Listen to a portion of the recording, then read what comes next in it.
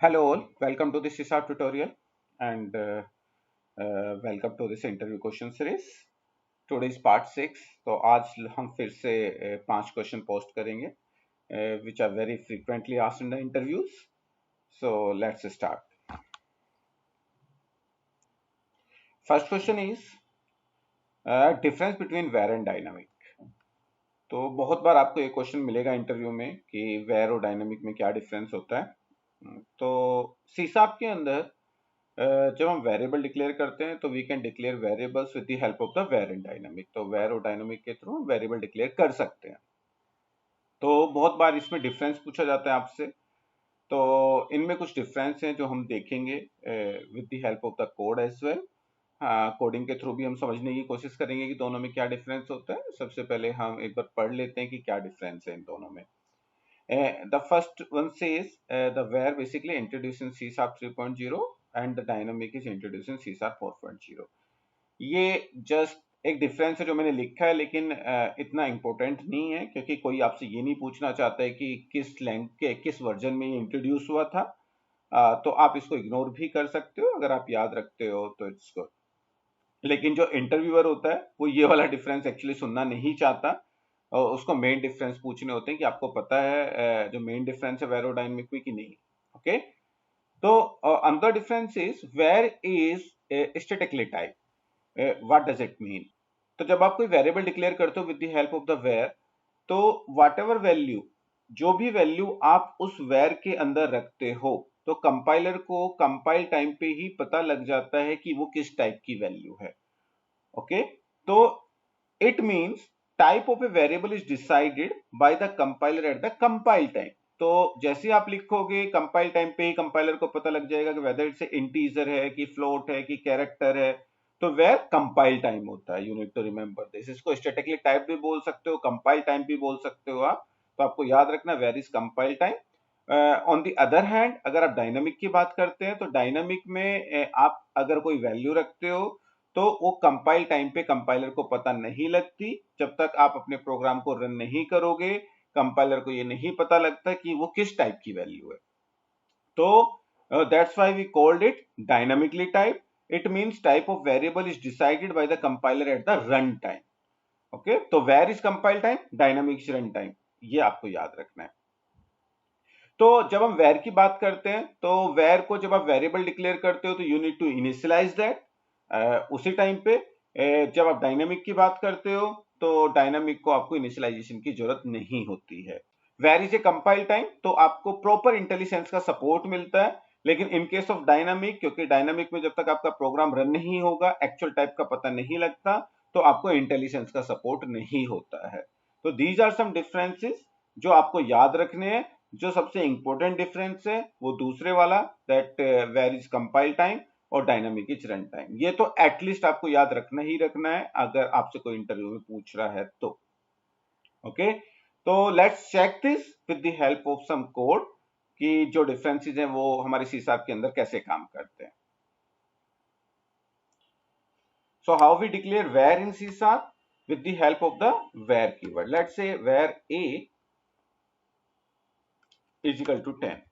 तो जैसे ही आप लिखोगे, अब कंपाइलर को ये पता है कि जो ए वेरिएबल है वो एक इंटीजर टाइप का है। क्यों पता है? क्योंकि आपने एक इंटीजर टाइप की वैल्यू उसके अंदर रखी है। A is now a integer type. तो कंपाइलर को कंपाइल टाइम पे ही ये पता लग गया कि ए इज इंटीजर।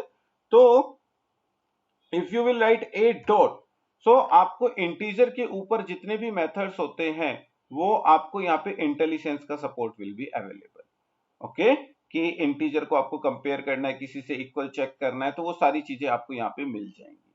तो another example is let's say var name is equal to Vijay. So once you will write name dot, so you will get all the methods which can work upon the string values. So here you will get the complete intelligence support। क्यों मिल रहा है हमें ये intelligence support? क्योंकि compiler को पता है name is string, तो स्ट्रिंग के ऊपर ये सारे ऑपरेशन परफॉर्म हो सकते हैं। That's why you have this intelligence support here. But on the other hand अगर आपके पास डायनामिक होता, लेट मी कमेंट दिस, तो dynamic is run time. Dynamic को अब आपने लिखा है तो अभी कंपाइलर को नहीं पता कि नेम स्ट्रिंग है कि आपका बूल है कि कौन सा टाइप है नेम के अंदर। तो अगर आप नेम डॉट लिखोगे तो you will not get any intelligence support here, क्योंकि उसको टाइप ही नहीं पता। तो कंपाइलर कह रहा है मुझे टाइप ही नहीं पता है तो मैं इंटेलिजेंस सपोर्ट किसके बेस पे आपको शो करूं। तो आपको इंटेलिजेंस विंडो नहीं दिखती है इन केस ऑफ डायनामिक। तो एक डिफरेंस ये हो गया, एक डिफरेंस हो गया var is compile time, dynamic is run time. The third difference is जो अभी हमने डिस्कस किया था कि if you declare a variable like var a, so आप ऐसा नहीं कर सकते। तो once you declare a variable you need to initialise that as well. Okay, क्यों इनिशियलाइज करने की जरूरत पड़ती है? क्योंकि वेर कंपाइल टाइम है। वेर ये बोलता है कि जब आप वैल्यू रख रहे हो तभी मुझे पता लगेगा कि ए इंटीजर है कि फ्लोट है कि कैरेक्टर है, और उसके अकॉर्डिंग मैं इंटेलिजेंस विंडो दिखाऊंगा। तो अगर आप वैल्यू नहीं रखोगे तो उसको पता नहीं लगेगा। तो वेर के केस में इट्स मैंडेटरी कि जब आप वेरिएबल डिक्लेयर कर रहे हो तो उसी टाइम पे आप उसको इनिशियलाइज भी करो। But in case of dynamic,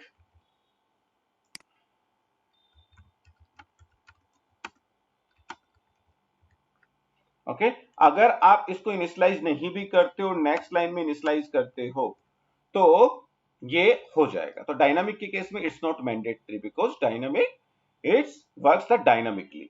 तो जैसे आप वैल्यू रखोगे उसके अकॉर्डिंग वो चेंज हो जाएगा। Another example is, let me comment this, let's say where a is equal to 10। Now compiler पहले से ही डिसाइड कर चुका है अब कि a इज एन इंटीजर। तो अगली लाइन में अगर आप a के अंदर स्ट्रिंग रखने की कोशिश करोगे तो you will get an error, because a is an integer. Integer के अंदर हम लोग स्ट्रिंग नहीं रख सकते क्योंकि कंपाइलर ने a को इंटीजर मार्क कर दिया है, तो उसके बाद आप उसको चेंज नहीं कर सकते हो। But the same thing if I will do with the dynamic, let's say b is equal to 30 and next line I will just change this। तो you can do this with the help of the dynamic, क्योंकि dynamic के अंदर dynamic works at the run time. तो in first line क्या होगा कि b integer बनेगा, next line में हम स्ट्रिंग रख रहे हैं तो b स्ट्रिंग बन जाएगा। तो this is how the var and dynamic works and this is the difference between var and dynamic। सो एक बार फिर से हम डिफरेंस देख लेते हैं जो आपको मेन डिफरेंस है। You need to remember var is compile time, dynamic is run time. Var के केस में इंटेलिजेंस सपोर्ट आपको मिलता है, डायनामिक के केस में इंटेलिजेंस सपोर्ट नहीं मिलेगा। वेर के केस में इनिशियलाइजेशन मैंडेटरी है, डायनामिक के केस में इनिशियलाइजेशन मैंडेटरी नहीं है। इनके अलावा हमने एक डिफरेंस और देखा, अगर आप वेर में कोई वैल्यू रख देते हो उसके बाद अगर उसका डेटा टाइप चेंज करोगे तो you will get an error. Like आपने इंटीजर रख दिया उसके बाद स्ट्रिंग रखने की कोशिश करोगे you will get an error, but in case of dynamic आप ये कर सकते हो। So hope this is clear to you guys. Let's move to the next question. And next question is, what is data hiding or the data shadowing in C Sharp? तो data shadowing और data hiding जो होती है सी sharp के अंदर वो आती है इनहेरिटेंस के केस में, कि एक पेरेंट क्लास है आपकी, एक चाइल्ड क्लास है। आपको पता है इनहेरिटेंस के केस में पेरेंट क्लास के मेंबर चाइल्ड क्लास में इनहेरिट करते हैं। तो we have a new keyword available in C sharp and with the help of the new keyword we achieve the data hiding और डेटा शैडोइंग। तो हम क्या करते हैं कि चाइल्ड क्लास का जो मेथड होता है उसके अंदर हम क्या करते हैं, अगर आपका मेथड नेम सेम है, पेरेंट क्लास में भी सेम है, चाइल्ड क्लास में भी सेम है, तो हम जो चाइल्ड क्लास का मेथड होता है उसके ऊपर न्यू लगा देते हैं। तो with the help of the new keyword we achieve the data hiding और डेटा शैडोइंग। ओके, तो हम दो दो कीवर्ड्स होते हैं, ओवरराइड एक कीवर्ड होता है, एक न्यू कीवर्ड होता है। ओवरराइड का मतलब ये होता है कि हम जो पेरेंट क्लास का मेथड है उसकी एक नई डेफिनेशन देना चाहते हैं। न्यू कीवर्ड का मतलब ये होता है कि हम हाइड करना चाहते हैं। तो you need to remember this कि डेटा हाइडिंग या डेटा शैडोइंग की अगर कोई बात करता है सी शार्प के अंदर, so your answer should be the new keyword. बहुत बहुत बार आपसे क्वेश्चन पूछा जाएगा, तो you need to remember new keyword के दो काम होते हैं। एक तो जब आप ऑब्जेक्ट क्रिएट करते हो उस टाइम पे यूज करते हैं, दूसरा जो न्यू कीवर्ड का काम होता है वो होता है डेटा हाइडिंग और data shadowing in case of inheritance. तो ये दोनों काम आपको याद रखने हैं। Okay, hope this is clear. Let's move to the next question. Next question is कि इनहेरिटेंस के केस में जो वर्चुअल कीवर्ड होता है या फिर हम जो एब्स्ट्रैक्ट क्लास डिक्लेयर करते हैं उसके अंदर जो एब्स्ट्रैक्ट मेथड हम यूज करते हैं, क्या वो प्राइवेट हो सकते हैं कि नहीं हो सकते? सो कैन वर्चुअल और abstract members be declared private in C sharp? तो आंसर इज नो। क्योंकि अगर आप वर्चुअल को देखो तो वर्चुअल हम डिक्लेयर इसलिए करते हैं कि उसकी हम चाइल्ड क्लास में एक नई डेफिनेशन दे सके। तो अगर हमने उसको प्राइवेट मार्क कर दिया तो प्राइवेट कहने का मतलब हम उसको क्लास के बाहर एक्सेस नहीं कर सकते, तो फिर जो वर्चुअल का पर्पस है हमारा वही खत्म हो जाएगा। तो इसलिए वर्चुअल जो हम डिक्लेयर करते हैं तो उसको हम प्राइवेट डिक्लेयर नहीं करते, बिकॉज वी वांट कि उसकी एक नई डेफिनेशन अवेलेबल हो उसकी चाइल्ड क्लास के अंदर। Okay, and same thing happens with the case of abstract method. अगर हम किसी मेथड को एब्स्ट्रैक्ट क्लास के अंदर एब्स्ट्रैक्ट डिक्लेयर कर रहे हैं तो हम चाहते हैं कि जो भी क्लास उससे इनहेरिट होगी वहां पे हम उसकी डेफिनेशन प्रोवाइड करेंगे। और अगर आपने एब्स्ट्रैक्ट को ही प्राइवेट करने की कोशिश की एब्स्ट्रैक्ट मेथड को, तो इसका मतलब वो क्लास के बाहर एक्सेस नहीं होगा, तो फिर उसका पर्पस ही नहीं रहता कुछ। तो इसलिए आपके जो वर्चुअल और एब्स्ट्रैक्ट मेथड होते हैं उनको हम कभी भी प्राइवेट डिक्लेयर नहीं कर सकते हैं। नीड टू रिमेंबर दिस कि वो प्राइवेट नहीं होंगे। Okay, hope this is clear to you guys. Okay, so let's move to the next question. Next question is difference between struct and class. Again, a very important question. बहुत बार आपको मिलेगा कि क्या difference होता है struct और class में। सबसे पहले मैं आपको बता देता हूं कि हमारा जो सी शार्प है उसके अंदर जो हमारा टाइप सिस्टम है वो किस तरीके से डिवाइडेड है, और ये चीज हम कई इंटरव्यू क्वेश्चन में डिस्कस कर चुके हैं अगर आप पिछले क्वेश्चंस देखोगे तो सबसे टॉप पे सिस्टम डॉट ऑब्जेक्ट क्लास होती है। जितने भी रेफरेंस टाइप होते हैं, जितने भी क्लासेस होती हैं, या फिर अपना कस्टम क्लास जो आप डिक्लेयर करते हो वो उसका पार्ट होती है रेफरेंस टाइप का। एक सिस्टम डॉट आपका जो ऑब्जेक्ट होता है उससे आपका सिस्टम डॉट वैल्यू इनहेरिट होता है, वैल्यू टाइप, और उससे जितने भी आपके स्ट्रक्ट्स होते हैं उससे इनहेरिट होते हैं। ओके, तो दो पार्ट में डिवाइड है, एक वैल्यू टाइप एक रेफरेंस टाइप। जितने भी वैल्यू टाइप है उनको हम स्ट्रक्ट बोलते हैं, और जितने भी रेफरेंस टाइप है उनको हम क्लास बोलते हैं। कई बार आपसे ये भी क्वेश्चन पूछा जाता है string is a value type और the reference type. Answer is string is reference type. क्यों? अगर आप माउस ओवर करके देखोगे स्ट्रिंग के ऊपर तो स्ट्रिंग इज ए क्लास, और जो भी क्लास होती है वो हमारे रेफरेंस टाइप होती है। तो यहाँ पे जो क्वेश्चन है वो ये कहता है कि डिफरेंस क्या है फिर आपके स्ट्रक्ट और क्लास में। तो जब हम स्ट्रक्ट की बात करते हैं तो जितने भी स्ट्रक्चर्स होते हैं वो हमारे कहां पे स्पेस लेते हैं? आपके स्टैक के अंदर स्पेस लेते हैं। और जितने भी आपके रेफरेंस टाइप होते हैं वो जो हमारा डेटा स्ट्रक्चर है हीप उसके अंदर स्पेस लेते हैं। तो आपको एक तो ये याद रखना है कि कहां पे स्टोर होते हैं मेमोरी के अंदर। जितने भी आपके स्ट्रक्चर्स हैं, इंटीजर, कैरेक्टर, बूल, आपका फ्लोट, ये सारे स्ट्रक्चर्स हैं, और ये कहां पे स्पेस लेते हैं मेमोरी में? ये स्पेस लेते हैं आपके स्टैक के अंदर। और जो क्लासेस होती हैं वो हीप के अंदर स्पेस लेती हैं। स्ट्रक्ट जो होते हैं अभी मैंने बताया वो वैल्यू टाइप होते हैं, क्योंकि वो जितनी भी वैल्यू टाइप है वो स्ट्रक्ट्स हैं, तो आपको याद रखना है। और जितनी भी क्लास वो सब रेफरेंस टाइप होते हैं। तो दूसरा डिफरेंस होता है आपका ये, स्ट्रक्ट को स्ट्रक्ट के अंदर आप इनहेरिटेंस नहीं कर सकते हो। ओके, लेकिन क्लास को आप इनहेरिट कर सकते हो, क्योंकि हमें पता है, हमने पिछले क्वेश्चंस में देखा है कि कैसे हम इनहेरिट करते हैं, क्या वर्चुअल ओवरराइड कीवर्ड होता है। वो क्लास के केस में ट्रू है, बट स्ट्रक्ट को यू कैन नॉट इनहेरिट। तो इनहेरिटेंस सपोर्ट नहीं करते हैं स्ट्रक्ट, लेकिन क्लास सपोर्ट करता है। आपको ये पॉइंट भी याद रखना है। जब भी हम बात करते हैं स्ट्रक्ट की, तो स्ट्रक्ट की कुछ ना कुछ डिफॉल्ट वैल्यूज होती हैं। आप इंटीजर लोगे तो उसकी जीरो होती है, बूल लोगे तो फॉल्स होती है, और उनके अंदर हम नल स्टोर नहीं कर सकते हैं वो, क्योंकि कुछ ना कुछ डिफॉल्ट वैल्यू के साथ आते हैं। ओके, लेकिन जो हमारे रेफरेंस टाइप होते हैं उनके अंदर नल स्टोर हो सकता है। आप कोई ऑब्जेक्ट बनाते हो तो किसी क्लास का, तो उसके अंदर you can store the null values. But अगर आप स्ट्रक्ट बना रहे हो तो उसके अंदर नल नहीं रख सकते हो। हाँ, हमारे पास नलेबल डेटा टाइप्स होते हैं। जो पिछली सीरीज में हमने एक क्वेश्चन भी पूछा था कि what are nullable data types, तो आप उनकी हेल्प से नल स्टोर कर सकते हो स्ट्रक्ट के अंदर। But the default behaviour is कि आप स्ट्रक्ट के अंदर नल स्टोर नहीं कर सकते unless and until you will not use the nullable data types. Okay, hope this is clear to you guys. Let's move to the next question. So next question is difference between ref and out. बहुत important question, बहुत ज्यादा important question. आपसे रेफ और out में difference बहुत बार पूछा जाता है। तो जब भी हम सी शार्प की बात करते हैं, किसी भी फंक्शन को हम किसी भी फंक्शन को हम वैल्यू पास करते हैं तो हम दो तरीके से कर सकते हैं। The first one is call by value, the second one is the call by reference. तो कॉल बाय वैल्यू के केस में क्या होता है, आप वेरिएबल की वैल्यूज पास करते हो तो वैल्यू जाके स्टोर हो जाती है।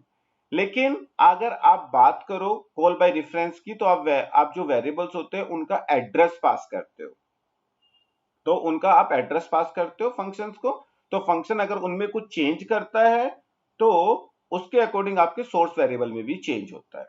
इसके लिए एक क्लास की रिकॉर्डिंग भी पोस्ट की हुई है मैंने, I will just post the link in the comment section, तो आप उसको भी देख सकते हो एक बार कि what's the difference between ref and out keyword.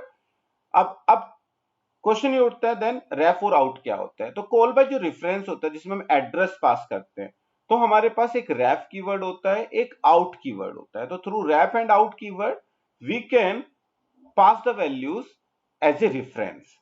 तो जब दोनों से हम as a reference value pass करते हैं तो दोनों में डिफरेंस क्या होता है। तो बेसिकली आपसे डिफरेंस पूछा जाएगा। तो अगर कोई खाली डिफरेंस पूछता है तो डिफरेंस जो होता है वो ये होता है कि रेफ के केस में जब आप वैल्यू पास करते हो तो रेफ जो होता है उसको आपको इनिशियलाइज करना जरूरी होता है। आउट के केस में आपको इनिशियलाइजेशन की जरूरत नहीं होती है। This is the only and the main difference between ref and out which you need to remember. तो ref keyword is used to indicate the parameter is passed by reference, जैसे कि मैंने आपको बताया कि आप एड्रेस पास करते हो रेफ और आउट के through. while out keyword is similar to the ref keyword except that ref requires variable to be initialized before it passed। तो रेफ के केस में आप वेरिएबल को पहले इनिशियलाइज करते हो तब उसको पास करते हो। ओके, तो ये आपको याद रखना है। Hope this is clear. So अब तक हम लोग 30 क्वेश्चंस पोस्ट कर चुके हैं। सो फ्रेंड्स प्लीज आप जब भी इंटरव्यू के लिए जाओ please go through these questions. अगर आपको लगता है कि इनके अलावा कोई क्वेश्चन आपसे पूछा गया है please write in the comment section, I will try to answer of that question as well. So please keep liking, sharing, and please subscribe the channel. Thank you. Thanks a lot.